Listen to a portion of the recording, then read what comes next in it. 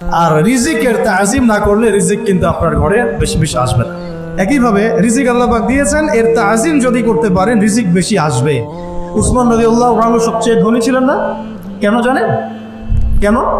এটা কি জানেন কেন ধনী ছিলেন? একে তো তিনি প্রচুর দান সদকা করতেন, এটা তো আপনারা জানেনই। আরেকটা জিনিস অনেকে জানে না, তিনি উটের পিঠে বসেছিলেন, কিছু একটা খাচ্ছিলেন, এই দু একটা দানা পড়ে গেছে নিচে। উটের পিঠ থেকে নেমেছেন, নেমে সেই দানা উঠিয়েছেন, পরিষ্কার করেছেন, ধুয়েছেন, আবার খেয়েছেন।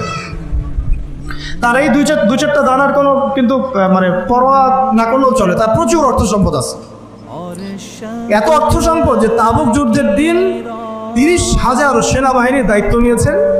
30,000 সেনাবাহিনী দায়িত্ব নিয়েছেন, সেনাবাহিনী যাবে, থাকবে, খাবে, তাঁবু টাঙাবে, সব দায়িত্ব তার।